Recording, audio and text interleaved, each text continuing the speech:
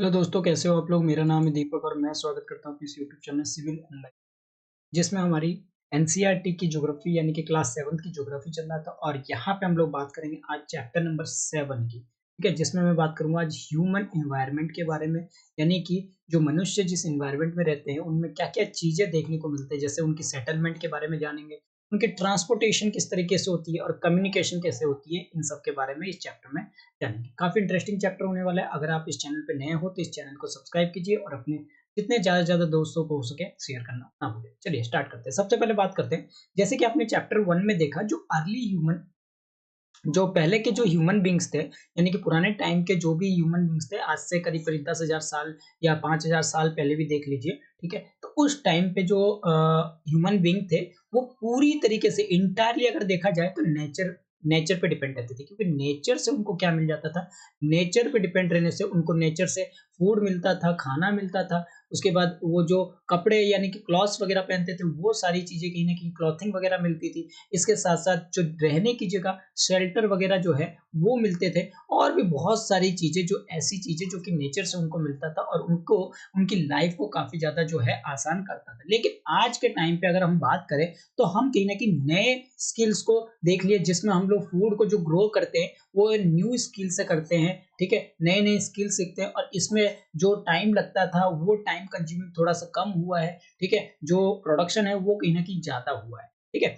तो आज की बात करें तो बिल्डिंग, हम लोग होम्स को बिल्ड करते हैं, यानी कि घर को बनाते हैं। और ऐसे घर को बनाते थे, पहले क्या होता था, झोपड़ी टाइप के घर को जो है लोग बना देते थे और उसमें जो है लोग रहना स्टार्ट कर देते थे। और आज के टाइम पे क्या हो गया, पक्के घर जो है वो बनना स्टार्ट हुआ है, जिससे कि लोगों को शेल्टर जो है और बेटर क्वालिटी का इनको मिलने लग गया है। इसके साथ साथ यहाँ पे कहीं ना कहीं जो बेटर मीन्स ऑफ ट्रांसपोर्ट है, यानी कि जो साधन है एक जगह से दूसरी जगह जाने के लिए या कम्युनिकेशन के लिए, उनकी जो मीन्स ऑफ ट्रांसपोर्ट या कम्युनिकेशन है वो काफी ज्यादा डेवलप हो चुकी है, ठीक है। ये जो तरीके हैं, जिस तरीके से हमने इन्वायरमेंट को मॉडल, क्योंकि हम जो है हम क्या कर रहे हैं, जिस इन्वायरमेंट में रह रहे हैं उस इन्वायरमेंट को हम लोग क्या कर रहे हैं, चेंज कर रहे हैं। उस इन्वायरमेंट को हम लोग क्या कर रहे हैं, चेंज कर रहे हैं। और ये चेंज के कारण से हम इसको कह सकते हैं कि हम लोग जो चेंज कर रहे हैं एक्चुअली में हम उसको मॉडिफाइड कर रहे हैं, यानी कि उसको बदल के कुछ नई चीजें जो है यहाँ पे बना रहे हैं। जहां पे आज हम रहते हैं उसको हम धीरे धीरे क्या कर रहे हैं, मॉडिफाई करते जा रहे हैं, हमको उसको एक नया तरीका जो है देते जा रहे हैं। अगर मैं वही बात करूं सेटलमेंट की, सेटलमेंट क्या होता है, सेटलमेंट वो प्लेस है जहां पे लोग क्या करते हैं, अपने घरों को जो है बनाते हैं। जैसे मान लीजिए ये बड़ा सा एरिया हो गया और इस एरिया में लोगों ने क्या किया, अपने घरों को जो है बनाना स्टार्ट किया। तो ये जो घरों को बनाना स्टार्ट किया, इसी को हम लोग क्या कहते हैं, लोग यहाँ पे आके सेटलमेंट हो चुके हैं, ठीक है। इस एरिया में जो है सेटलमेंट हो चुके हैं। क्योंकि अगर हम मैं पुराने जमाने के पुराने ह्यूमन बींग्स की मैं बात करूं तो वो लगभग किस पे रहते थे, वो लगभग पेड़ों पे रहते थे, ठीक है। या फिर जो गुफाएं वगैरह होते थे, बड़े बड़े गुफाएं वगैरह, तो उनमें कहीं ना कहीं वो लोग रहते थे, ठीक है। जिससे कि वो क्या करते थे, अपनी जो लाइफ है, डेली की लाइफ है, वो एंजॉय करते थे। लेकिन आज के टाइम पे लोग गुफाओं में तो रह नहीं सकते, पेड़ों के ऊपर तो रह नहीं सकते, तो वो क्या करते हैं, आज के लिए नए नए जो डेवलपमेंट है वो कर रहे हैं और यहाँ पे घर वगैरह जो है सीमेंटेड वगैरह घर के जो है बनाए जा रहे हैं। जब उस टाइम पे रहना स्टार्ट किया तो उनको भैया खाने की जरूरत पड़ी और खाने के लिए उनको भैया चाहिए थी क्रॉप्स, क्रॉप्स की ग्रोथ की जरूरत पड़ी। और इसके लिए उनको एक जब क्रॉप ग्रोथ की है, यानी कि जहां पे मान लीजिए फसल उगाए, तो उस फसल के उगाने के साथ साथ इनको क्या जरूरत पड़ी, भैया वहां पे परमानेंट सेटलमेंट की रहने की जरूरत पड़ी। क्योंकि अगर इस जगह पे फसल उगा रहे हैं तो उसकी देख रेख भी जरूरत है, तो देख रेख के लिए उनको क्या करना पड़ा, वहीं पे सेटलमेंट होना पड़ गया। तो ये मोस्टली वो सारी जगह ढूंढते थे जहां पे इनको पानी की सुविधा अच्छी हो, ठीक है। यानी कि जहां पे नदियां बह रही हो, पानी उनको मिल रहा हो, ताकि वो इरिगेशन के लिए इसको इस्तेमाल कर सके, इरिगेशन के साथ साथ उनकी सेटलमेंट हो। और प्लस उनको यहाँ पे जो अपने पशु वगैरह लाइफ स्टॉक वगैरह होते हैं, उनको भी क्या हो, चरवाने के लिए हेल्पफुल हो। यानी कि हम लोग ऐसे लाइफ की खोज करते हैं जहां पे हम लोग ये सारी सुविधा एक साथ मिल जाए, ठीक है। आज के टाइम पे भी अगर देखा जाए तो हम लोग उन जगह पे पसंद करेंगे रहना जहां पे हमें ट्रांसपोर्ट सिस्टम अच्छा हो, कम्युनिकेशन सिस्टम अच्छा हो, इसके बाद हॉस्पिटल हो, स्कूल्स वगैरह हो। तो ये सारी चीजें कहीं ना कहीं हमारी डेली लाइफ को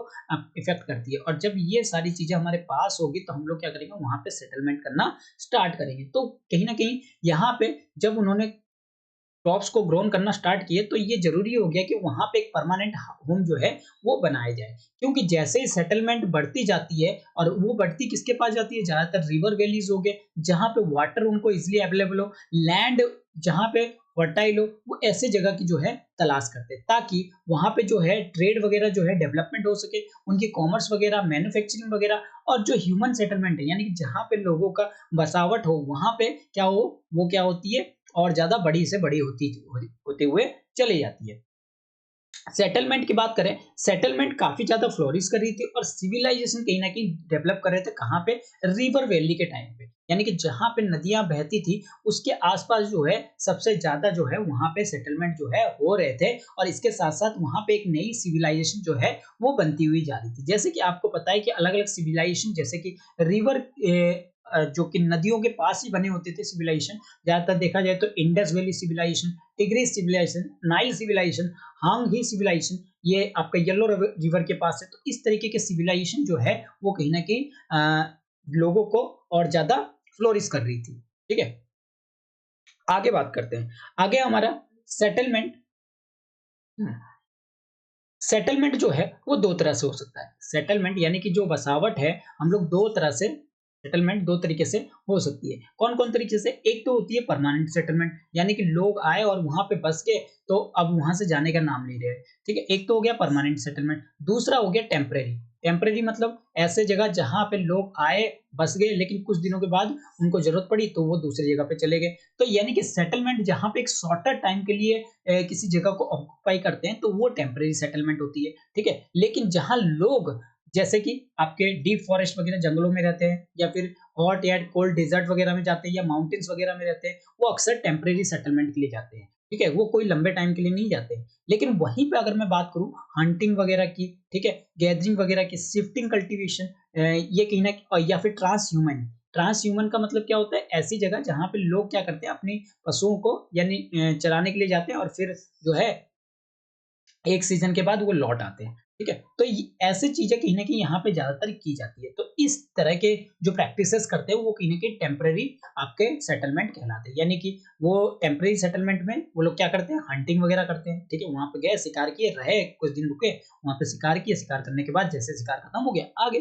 भैया गैदरिंग करने के लिए जाते हैं कि भई वहाँ से लकड़ियाँ वग़ैरह इकट्ठा करने के चले गए। शिफ्टिंग कल्टीवेशन वग़ैरह करने चले गए। शिफ्टिंग कल्टीवेशन क्या होता है? एक जगह को जैसे कि मान लीजिए ये एरिया है और यहाँ पे कुछ दिनों तक उगाए, एक फसल उगाए, उगाने के बाद आपका क्या हो गया, ये फसल में इतनी ज़्यादा अब पावर नहीं रही कि वो दूसरे क्रॉप को उगा सके। 2-3 साल उगाए, उगाने के बाद ये अभी भूमि जो है यानी कि ज़मीन जो है वो ठीक नहीं रही। तो इस पे क्या करते हैं लोग आग लगा देते हैं और आग लगाने के बाद उसको कुछ दिनों के लिए छोड़ देते हैं, ठीक है? जब वो कुछ दिनों के लिए छोड़ देते हैं तो कहीं न कहीं इसमें जो न्यूट्रिएंट्स की मात्रा है, वो फिर से वापस आ जाती है, फिर उसके आपके कहीं न कहीं आपके कल्टीवेशन करते हैं। तो इस तरीके की चीज़ों को आप क्या कहते हैं शिफ्टिंग कल्टीवेशन इसके बारे में आगे हम लोग क्लास में पढ़ेंगे, हायर क्लासेस में।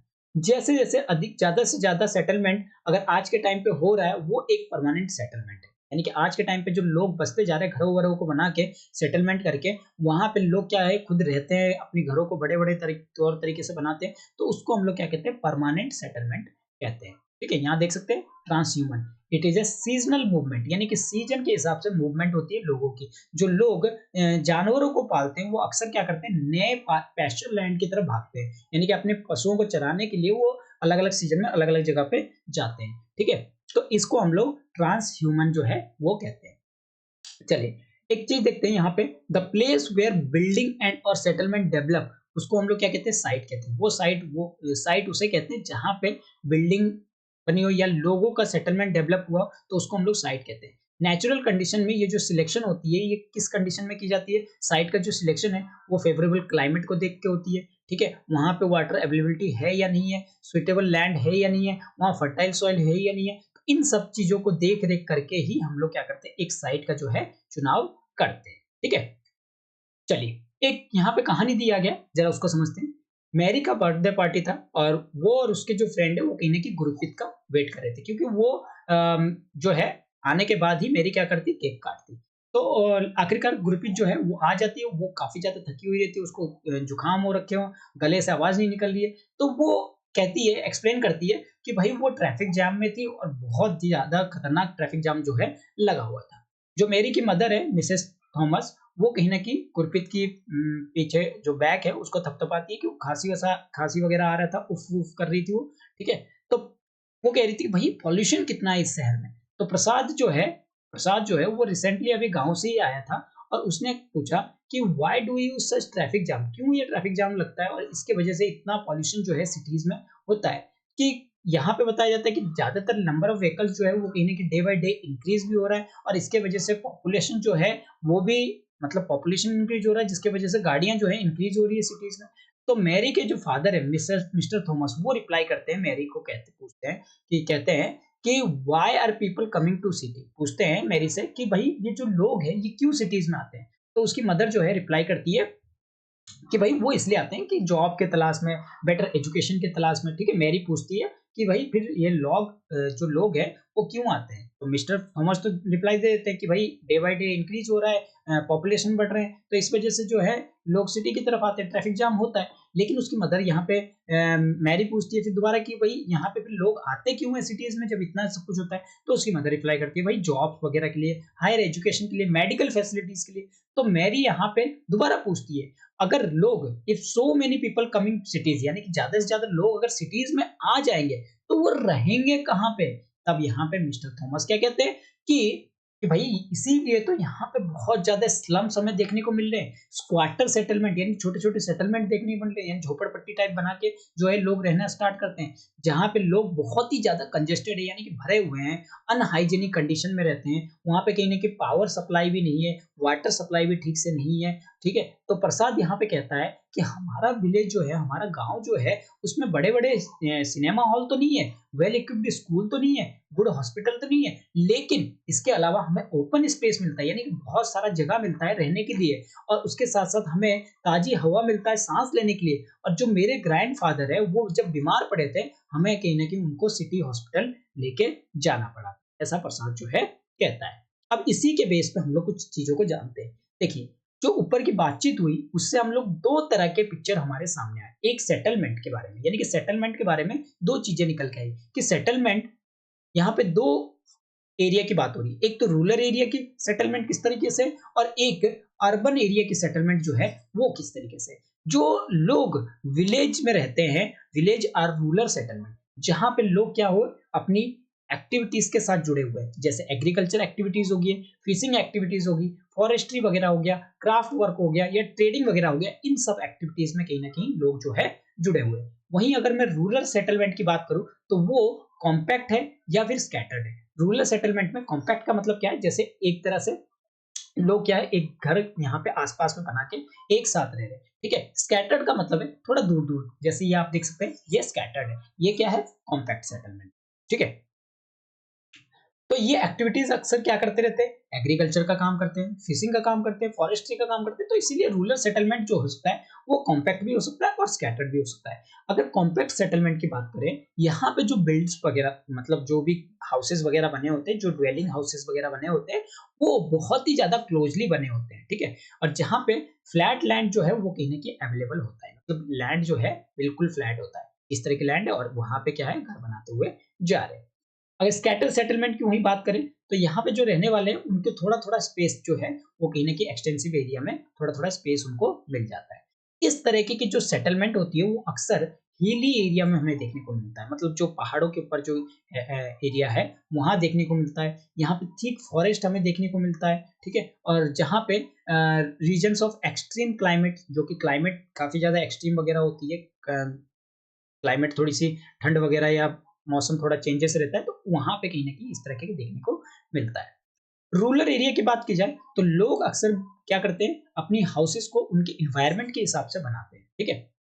रूरल एरिया एरिया में, ठीक है? तो इन रीज़न ऑफ हेवी रेनफॉल, जैसे कि मान लीजिए कहीं रेनफॉल ज़्यादा हो रही है, तो वहाँ पे जो घर बनेगी वो कैसी बनेगी? स्लैंटिंग बनेगी, ठीक है? स्लैंटिंग रूफ बनेगी, यानी कि बरसात का पानी ऊपर ना रुके और वो लुढ़कते-लुढ़कते नीचे की तरफ आ जाए, ठीक है? जहाँ पे प्लेसेस वाटर ऐसा लगता है कि जहाँ पे पानी इकट्ठा हो सकता है रेनी सीजन में, वहाँ हाउसेज़ का जो कंस्ट्रक्शन है थोड़ी ऊँचाई पे होती है। तो बैम्बू वगैरह लगा के स्टिल्ट वगैरह लगा के या प्लेटफ़ॉर्म वगैरह बना के एक क्या किया जाता है, हाउस को कंस्ट्रक्ट किया जाता है, ठीक है? यहाँ पे अगर बात की जाए, यहाँ पे जो कीचड़ वगैरह, मड वगैरह होते हैं, वो मोटी मड लगाया जाता है कहाँ पे, वर्ल्ड हाउस में, जिससे कि जो रूफ है वो बहुत ही यहाँ पे हॉट क्लाइमेट को क्या कर सकती है, झेल सकती है। ठीक है, जो लोकल मटेरियल जैसे कि स्टोन्स हो गए, मड हो गए, क्ले, स्ट्रॉ, ये सब यूज किया जाता है एक हाउसेस को बनाने के लिए। वहीं अगर टाउन की बात करें, टाउन जो होते हैं वहाँ पे छोटे होते हैं, और सिटीज जो होती है वो क्या होती है, बड़ी होती है अर्बन सेटलमेंट के हिसाब से। अगर बात की जाए अर्बन एरिया में, तो लोग अक्सर किस कामों में जुड़े होते हैं, आपके मैन्युफैक्चरिंग यानी कि बनावटी कामों में, ट्रेडिंग करने के लिए, सर्विस करने के लिए। तो आप देख सकते हो, नेम सम विलेज, अपने कुछ गाँव या सिटीज के नाम बता सकते हो जहाँ पे ये सारी चीजें हो सकती है। जैसे नॉर्मली अगर दिल्ली देखो, मुंबई देखो, तो यहाँ पे अक्सर लोग क्या करते हैं, मैन्युफैक्चरिंग करते हैं, ट्रेडिंग वगैरह, सर्विस वगैरह, ये सारी चीजें कहीं ना कहीं करते हैं। वहीं अगर मैं बात करूं ट्रांसपोर्ट, ट्रांसपोर्ट क्या है, एक मीन्स है, ठीक है, एक साधन है जहां से लोग क्या होते हैं या सामान जो होते हैं वो एक जगह से दूसरी जगह तक मूव, ठीक है, ट्रांसपोर्ट होते हैं। अब अगर बात की जाए पहले के जमाने में, तो ये काफी ज्यादा मुश्किल हुआ करता था, क्योंकि ट्रैवल करनी पड़ती थी। अगर हमें सामान को या लोगों को एक जगह से दूसरी जगह तक जाना होता है, तो वो काफी लॉन्ग डिस्टेंस ट्रैवल करते थे, ठीक है। और लोग अक्सर क्या करते थे, चलना पसंद करते थे, या जो जानवर होते थे, जानवरों की कैरी वगैरह, जो बैलगाड़ी वगैरह हो गया या घोड़ा गाड़ी वगैरह हो गया, इस तरह की चीजें जो है कहीं ना कहीं इस्तेमाल करते थे। जब से व्हील्स का इन्वेंशन हुआ है, तो वहां पे ट्रांसपोर्ट को हमने क्या कर दिया, और ज्यादा इजियर कर दिया। जैसे जैसे टाइम बीतता चला गया, हमें अलग अलग ट्रांसपोर्टेशन की डेवलप करने को मिला, और आज के टाइम में भी लोग जो है एनिमल्स ट्रांसपोर्टेशन का भी यूज करते हैं, ठीक है। अब देखिए, यहाँ पे where do you find dwelling of made of ice, जो इग्लू बना हुआ है, इग्लू, यहाँ ये किस एरिया में बनता है, ये जहां पे ठंड ज्यादा पड़ती है उस एरिया में इस तरह के घर जो है बनाते हैं, ठीक है। अगर हमारी कंट्रीज में देखा जाए, तो डोंकीज हो गए, मूल्स हो गए, बुलक हो गए, कैमल हो गए, ये सारे कॉमन है जिसके द्वारा ट्रांसपोर्टेशन जो है की जाती है। अगर बात की जाए एंडीज माउंटेन, एंडीज माउंटेन कहाँ है, एंडीज माउंटेन आपके साउथ अमेरिका की तरफ है, ठीक है, देख सकते हैं। एक साउथ अमेरिका की जो ये वाला पार्ट है, आप देख सकते हैं, इस वाले पार्ट में ये एंडीज माउंटेन है, ठीक है। तो इस एंडीज माउंटेन में क्या होती है, यहाँ पे आपके लिमरा जो है इस्तेमाल किया जाता है, याक जो है तिब्बत वगैरह में यूज की जाती है। तो इस तरीके के जो साधन है वो यूज किया जाता है। जो पहले के ट्रेडर थे, वो एक देश से दूसरे देश जाने के लिए वो काफी ज्यादा महीने लगाते थे, जैसे इंडिया के पहुंचने के लिए भी काफी ज्यादा टाइम लगाते थे। तो वो अक्सर क्या करते थे, सी रूट का इस्तेमाल करते थे, या फिर लैंड रूट का इस्तेमाल करते थे अक्सर, ठीक है। एरोप्लेन जो है आज के टाइम पे जो है ट्रैवल को और ज्यादा फास्ट कर दिया है। ये 6 से 8 घंटे के अंदर अंदर इंडिया से यूरोप पहुंचा जाती है। और मॉडर्न मीन्स की बात करें ट्रांसपोर्टेशन की, वो कहीं ना कहीं हमारी टाइम को भी बचाती है, और इसके साथ साथ टाइम के साथ साथ हमारी एनर्जी को भी कहीं ना कहीं बचाती है, ठीक है, जो मॉडर्न मीन्स का हम लोग आज यूज कर रहे हैं। अगर बात की जाए, यहाँ पे 4 मेजर मीन्स ऑफ ट्रांसपोर्टेशन है। पहला है रोडवेज, दूसरा है रेलवेज, वाटरवेज और एयरवेज। ये सारे हमारे क्या है, मॉडर्न मीन्स ऑफ ट्रांसपोर्टेशन है, ठीक है। इनको एक एक करके जरा पढ़ते हैं। देखिए, यहाँ पे बहुत सारे नेशनल और स्टेट हाईवे भी है, ठीक है, इंडिया में। और ये लेटेस्ट डेवलपमेंट इंडिया की अगर बात करें, तो यहाँ पे एक्सप्रेसवे जो है कंस्ट्रक्ट किए जा रहे हैं अलग अलग तरह के, जैसे कि आपके गोल्डन क्वाड्रिलेटरल, जो कि कनेक्ट करता है किसको, आपके 4 अलग-अलग एरिया को, दिल्ली, मुंबई, चेन्नई, कलकत्ता, बड़े-बड़े शहरों को, ठीक है। रोडवेज की बात करें, तो most commonly used means of transport, ये अक्सर शॉर्टेज डिस्टेंस के लिए रोड रोड जो है वो बने होते हैं। और ये मेटल्ड भी होते हैं, अनमेटल्ड भी होते हैं, यानी कच्चा रोड भी होते हैं और पक्का रोड भी हो सकते हैं। आप गाँव में देख सकते हैं कच्चा रोड है, अनमेटल रोड है, ये मेटल रोड है, ठीक है। जो प्लेन एरिया है, जहाँ पे नेटवर्क ऑफ रोड काफी ज्यादा डेंस है, यानी कि काफी ज्यादा भरा हुआ है, तो वहां पे रोड अक्सर जो बनाए जाते हैं, जैसे कि रोड्स वगैरह बनाए जाते हैं, वो कैसे बनाए जाते हैं, मेटल वगैरह के भी बनाए जाते हैं, ठीक है। वहीं अगर रोड जो है, आप देख सकते हैं, जैसे टेरेन एरिया, जैसे कि डेजर्ट हो गया, फॉरेस्ट एरिया हो गया, माउंटेन एरिया हो गया, तो इनमें भी रोड वगैरह जो है वो बनाए जाते हैं, लेकिन वहां पे इतनी ज्यादा जो है सही तरीके से रोड नहीं बन जाती है, लेकिन फिर भी आज के टाइम पे तो मेटल रोड हर जगह आने लग गया है, ठीक है। मनाली लेह हाईवे की बात करें हिमालयन माउंटेन में, तो ये एक तरह का सबसे हाईएस्ट रोडवेज है वर्ल्ड का। रोड्स जो कि बिल्ड किए जाते हैं अंडरग्राउंड में, यानी कि जमीन के अंदर जो बनाए जाते हैं, उसको हम लोग कहते हैं क्या, सबवे कहते हैं या अंडर पाथ्स जो है कहते हैं। फ्लाईओवर कहाँ बनाए जाते हैं, रोड के ऊपर जो पुल बना के आपके थोड़े ऊपर से स्ट्रक्चर बना देते हैं, तो उसको हम लोग क्या कहते हैं, हाईवेज कहते हैं, ठीक है, सॉरी फ्लाई ओवर कहते हैं, ठीक है। आगे बात करते हैं, जैसे द रेलवे की अब बात करते हैं। रेलवे कैरी हैवी गुड्स, जो भारी सामान होते हैं या लोगों को दूर डिस्टेंस को जल्दी से जल्दी पहुंचाने या सस्ते में पहुंचाने के लिए हमारे पास क्या है, रेलवे है। जो इन्वेंशन किया गया था स्टीम इंजन का या इंडस्ट्रियल रिवॉल्यूशन लाया गया था, वो उसने कहीं ना कहीं डेवलप किया रेल के ट्रांसपोर्टेशन को और ज्यादा स्पीड करने में। ठीक है, जब इंडस्ट्रियल रिवॉल्यूशन हुआ था ना, या स्टीम इंजन जब इंडिया में आया था 1853 के टाइम पे, ठीक है, तो उसने और ज्यादा जो है यहाँ पे डेवलपमेंट को और तेजी से बढ़ा दिया। डीजल और इलेक्ट्रिक इंजन की बात करें, यहाँ पे धीरे धीरे क्या हुआ, स्टीम इंजन को कहीं ना कहीं रिप्लेस करना भी स्टार्ट कर दिया। और आज के टाइम पे तो हम लोग सुपर फास्ट ट्रेन को भी इंट्रोड्यूस कर चुके हैं, जैसे कि हमारी जर्नी को और ज्यादा क्या कर सके, फास्ट कर सके। ठीक है, रेलवे नेटवर्क जो कि अच्छी तरीके से डेवलप है, कहाँ पे, आपके प्लेन एरिया में एडवांस टेक्नोलॉजी स्किल्स के साथ, और साथ ही साथ रेलवे लाइंस में बहुत सारी डिफिकल्ट माउंटेन जो कि टेरेन वगैरह है, उनमें भी आज के टाइम पे जो है रेलवे लाइंस अच्छी बन गई है। लेकिन ये जो रेलवे लाइंस वगैरह है, ये फ्यूअर इन नंबर है, यानी कि इनकी अभी संख्या फिर भी देखा जाए तो कम है। इंडिया की रेलवे नेटवर्क जो है वो वेल डेवलप्ड है, और ये लार्जेस्ट है हमारी एशिया का। ठीक है, ये एशिया का क्या है, सबसे लार्जेस्ट है।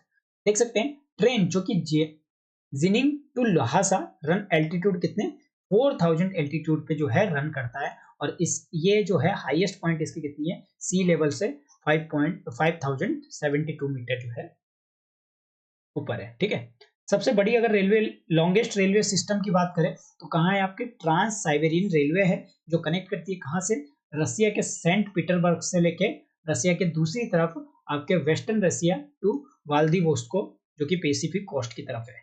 ठीक है, चलिए आगे बढ़ते हैं। वाटरवेज की अब हम बात करते हैं। जैसा कि आप जानते होंगे, जो कि पुराने टाइम पे वाटरवेज जो है वो यूज किए जाते थे आपके किसमें, ट्रांसपोर्टेशन के लिए। ठीक है, वाटरवेज जो है वो भी चीपेस्ट होती है, सस्ती होती है, और कहीं ना कहीं हैवी और बल्कि गुड्स जो वगैरह है वो कहीं ना कहीं दूर डिस्टेंस को ले जाने में आसानी होती है। इसकी अगर बात की जाए, ये दो तरह के होते हैं, एक तो इनलैंड वाटरवेज और एक सी रूट की तरफ। ठीक है, वाटरवेज दो तरह के होते हैं, एक तो इनलैंड यानी कि जो भारत के अंदर है तो उसको हम लोग इनलैंड के कहेंगे, यानी कि उसी देश के अंदर ही चल रहा है तो इनलैंड कहेंगे। और एक सी रूट जो कि लॉन्गेस्ट डिस्टेंस ट्रेवल करने के लिए, मतलब एक देश से दूसरे देश ट्रेवल। जो नेविगेबल रिवर्स होते हैं या लेक्स होते हैं, उसका इस्तेमाल यूज किया जाता है एज इनलैंड वाटरवेज के। कुछ इंपॉर्टेंट इनलैंड वाटरवेज जैसे कि गंगा ब्रह्मपुत्र रिवर सिस्टम हो गए, तो इनमें इनलैंड वाटरवेज चलते हैं। वहीं अगर बात की जाए ग्रेट लेक्स जो कि नॉर्थ अमेरिका में, रिवर नाइल जो कि अफ्रीका में, इनमें कहीं ना कहीं इनलैंड वाटरवेज जो है चलते हैं। वहीं अगर सी और ओशियनिक रूट को देखा जाए तो ये अक्सर जो ट्रांसपोर्टेट किया जाता है मर्चेंडाइज, यानी कि बड़े बड़े या फिर गुड्स वगैरह जो कि एक देश से दूसरे देश में जाना होता है, तो इन चीजों के लिए आप सी रूट का इस्तेमाल करते हैं या ओशियनिक रूट का इस्तेमाल करते हो। ये जो रूट है वो कहीं ना कहीं कनेक्ट होती है किससे, आपके पोर्ट से।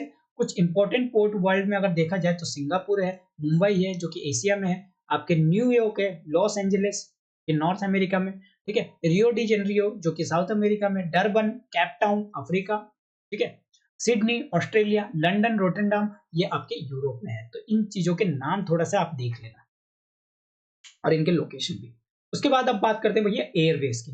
ये सबसे फास्टेस्ट वे ऑफ ट्रांसपोर्टेशन है जो डेवलप हो रही है आज की 20th सेंचुरी के टाइम पे, शुरुआत की 20th सेंचुरी के टाइम पे ज्यादा डेवलप हुई। ये मोस्ट एक्सटेंसिव है, क्यों, क्योंकि इनका जो फ्यूल का कॉस्ट है वो भी हाई है। ठीक है, एयर ट्रैफिक जो है वो काफी ज्यादा अफेक्टेड होती है कब, जब आपके वेदर जो है वो खराब होते हैं, यानी कि जब फॉग सिस्टम होती है, स्ट्रॉम वगैरह आते हैं, तो उस टाइम पे जो हमारी ट्रैफिक सिस्टम है, एयर ट्रैफिक सिस्टम काफी ज्यादा प्रभावित होती है। ये एक एक तरह का केवल एक मोड ऑफ ट्रांसपोर्ट है जो कि ऐसी रीजन जहां पे कोई चीज नहीं जा पा रही है, तो रिमोट एरिया में या डिस्टेंस, लॉन्ग डिस्टेंस को ट्रेवल करने के लिए जहां हम लोग रोड या रेलवे का इस्तेमाल नहीं कर सकते, तो वहां पे हमारे जो एयरवेज है वो कहीं ना कहीं पहुंच सकती है। हेलीकॉप्टर जो है वो एक्सट्रीमली यूज किए जाते हैं मोस्ट इनएक्सेसिबल एरिया में, यानी कि जहां पे ऐसे एरिया जहां हम पहुंच ही नहीं पा रहे, तो उस एरिया में पहुंचने के लिए हम हेलीकॉप्टर का यूज करते हैं। जैसे कैलेमाइट रेस्क्यू करने में, कोई अगर आपदा वगैरह आ जाती है तो उस टाइम पे लोगों को बाहर निकालने के लिए, फूड को डिस्ट्रीब्यूट करने में, वाटर को, क्लॉथ्स को, मेडिसिन को, ऐसे एरिया में जहां पे हम पहुंच नहीं सकते। ठीक है, कुछ इंपॉर्टेंट एयरपोर्ट जैसे कि आपके Delhi, Mumbai, New York, London, Paris, Frankfurt, Cairo, ये सब कुछ जो है एयरवेज है।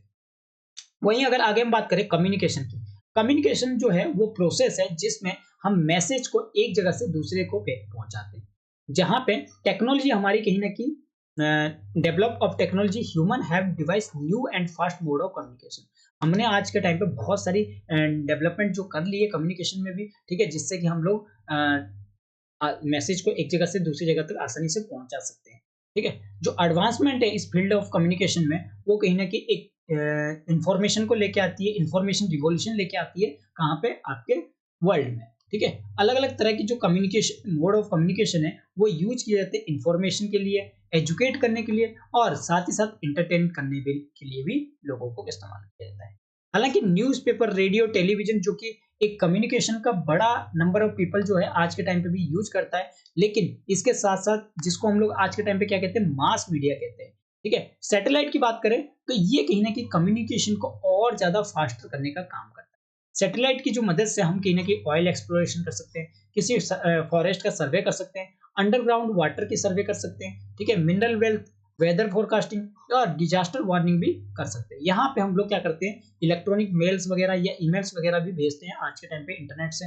वायरलेस टेलीफोन कम्युनिकेशन जो कि सेलुलर फ़ोन जैसे कि आज के टाइम पे काफ़ी ज़्यादा पॉपुलर हो चुके हैं, ठीक है? Internet not only provide us world wide information, बल्कि ये इंटरैक्ट भी करता है लोगों को लाइव कंफर्टेबल तरीके से, ठीक है? और हम जो आज के टाइम पे टिकट वगैरह रिजर्व करते हैं रेलवे के, एयरवेज के, सिनेमास के, होटल्स के, वो कहीं न कहीं घर बैठे भी आज के टाइम पे हम लोग जो है कर सकते हैं कम्युनिकेशन के माध्यम, ठीक है? तो ये था आपका चैप्टर, ठीक है? जो कि इंटरकनेक्ट करता है किसको? लोगों को, उनके सर्विसेज को, उनके इंस्टीट्यूशन को पूरे वर्ल्ड में, और हम कहीं न कहीं इसके जो आज के टाइम पे जो इसके हिस्से बने हुए हैं, ठीक है? चलिए, तो ये छोटा-सा चैप्टर था और इंटरेस्टिंग चैप्टर था, थोड़ा जानने की ज़रूरत है, ठीक है? चलिए, तो ये नंबर था चैप्टर नंबर 7 जिसको हमने आज कंप्लीट कर लिया, ह्यूमन एनवायरनमेंट के बारे में, ठीक है? तो आई होप कि आज का जो चैप्टर है वो आपको अच्छा लगा होगा, लेक्चर अच्छा लगा है तो इसको लाइक कीजिए, अपने दोस्तों के साथ शेयर कीजिए और इस चैनल को सब्सक्राइब करना ना भूलिए। Thank you.